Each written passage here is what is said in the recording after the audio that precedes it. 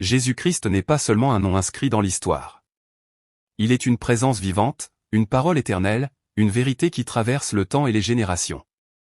Lorsqu'on parle de Jésus, on ne parle pas seulement d'un homme qui a marché sur la terre il y a plus de 2000 ans, mais d'une lumière qui continue d'éclairer les cœurs aujourd'hui. Sa vie est un message, son silence est un enseignement, et chacun de ses actes révèle le cœur même de Dieu. Jésus est né dans l'humilité la plus totale. Il n'a pas choisi un palais, mais une étable. Il n'a pas été accueilli par les puissants, mais par des bergers, des hommes simples, souvent méprisés. Dès sa naissance, Dieu montre que sa gloire ne se manifeste pas dans le bruit, mais dans la simplicité. Jésus nous apprend ainsi que la valeur d'un être humain ne dépend pas de son statut, de sa richesse ou de son pouvoir, mais de l'amour que Dieu lui porte. En venant au monde de cette manière, Jésus renverse déjà la logique humaine et introduit une nouvelle façon de comprendre la grandeur. Sa vie cachée à Nazareth est tout aussi parlante que ses miracles. Pendant de longues années, Jésus n'a rien fait d'extraordinaire aux yeux des hommes. Il a travaillé, obéi, grandi dans le silence. Ce temps invisible nous enseigne que Dieu agit aussi dans ce que personne ne voit. Jésus sanctifie le quotidien, le travail ordinaire, l'attente. Il montre que la préparation intérieure est plus importante que la reconnaissance extérieure. Beaucoup veulent être vus avant d'être prêts, mais Jésus nous apprend à être fidèles avant d'être visibles. Quand Jésus commence à parler publiquement, ses paroles touchent profondément les cœurs parce qu'elles ne sont pas seulement des discours, mais une vie incarnée. Il ne parle pas de l'amour comme d'une idée abstraite, il aime réellement. Il ne parle pas du pardon comme d'un concept, il pardonne même à ceux qui le crucifient. Il ne parle pas de la compassion de Dieu, il s'approche des malades, des rejetés, des pécheurs, et les relève avec douceur. Jésus révèle un Dieu proche, un Dieu qui marche avec l'homme, qui pleure avec lui et qui le relève. Son enseignement dérange parce qu'il va à l'encontre de l'orgueil humain. Jésus dit que les premiers seront les derniers, que le plus grand est celui qui sert, que la vraie richesse est spirituelle. Il ne flatte pas l'ego, il transforme le cœur. Il appelle à une conversion profonde, pas seulement à un changement extérieur, mais à une transformation intérieure. Jésus ne cherche pas des religieux parfaits, il cherche des cœurs sincères. Il ne rejette jamais celui qui vient à lui avec humilité, peu importe son passé. Lorsque Jésus parle du royaume de Dieu, il ne parle pas d'un lieu lointain, mais d'une réalité qui commence dans le cœur.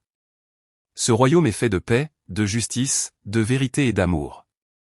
Jésus invite chacun à y entrer, non par la force, mais par la foi. Il enseigne que Dieu est Père, non juge cruel. Cette révélation change tout. L'homme n'est plus un esclave de la peur, mais un enfant appelé à la confiance. Jésus restaure la relation brisée entre Dieu et l'humanité. Les miracles de Jésus ne sont jamais des spectacles. Ils sont toujours des signes d'amour. Lorsqu'il guérit, il restaure la dignité. Lorsqu'il nourrit la foule, il répond à un besoin réel. Lorsqu'il relève les morts, il annonce que la vie a le dernier mot. Chaque miracle révèle que Dieu n'est pas indifférent à la souffrance humaine. Jésus voit les larmes que le monde ignore. Il touche ceux que la société évite. Il parle à ceux que l'on fait taire. Jésus choisit des disciples imparfaits, parfois faibles, parfois peureux. Il ne les choisit pas pour ce qu'ils sont, mais pour ce qu'ils deviendront. Il les forme avec patience, même quand ils doutent, même quand ils échouent. Cela nous enseigne que Dieu ne nous abandonne pas à cause de nos faiblesses. Jésus croit en l'homme, même quand l'homme ne croit plus en lui-même. Son regard relève, son pardon restaure, sa présence transforme. La croix est le sommet de son amour. Jésus accepte la souffrance non par faiblesse, mais par obéissance et par amour. Il aurait pu se défendre, se justifier, se sauver, mais il choisit de se donner. Sur la croix, Jésus porte la douleur du monde, l'injustice, la haine, la trahison. Pourtant, de ses lèvres ne sort ni vengeance ni malédiction, mais le pardon. Cette croix révèle un amour qui va jusqu'au bout, un amour qui ne recule pas devant la souffrance. La résurrection est la réponse de Dieu à la croix. Elle proclame que la mort n'a pas le dernier mot. Elle annonce que l'espérance est plus forte que le désespoir. Jésus ressuscité ne revient pas pour condamner, mais pour rassurer. Il dit, « N'ayez pas peur ».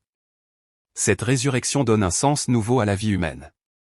Elle affirme que chaque douleur peut être transformée, que chaque nuit peut connaître une aurore.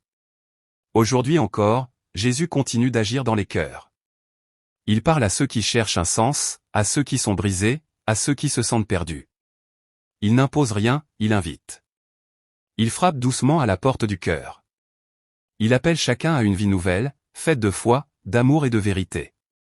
Suivre Jésus, ce n'est pas fuir le monde, mais apprendre à y vivre avec une lumière intérieure. Jésus-Christ demeure le même hier, aujourd'hui et éternellement. Son message traverse les cultures, les nations et les époques. Il ne promet pas une vie sans épreuve, mais une présence fidèle dans chaque épreuve. Il ne promet pas la richesse matérielle, mais une paix profonde. Il ne promet pas l'absence de souffrance, mais une espérance qui ne déçoit jamais. Entrer dans l'enseignement de Jésus, c'est accepter d'être transformé de l'intérieur. C'est apprendre à aimer là où il est plus facile de haïr. C'est pardonner là où la vengeance semble justifiée. C'est espérer là où tout semble perdu. Jésus ne change pas seulement des comportements, il change des cœurs. Et un cœur changé peut changer le monde. Abonne-toi pour ne rien rater des prochaines vidéos.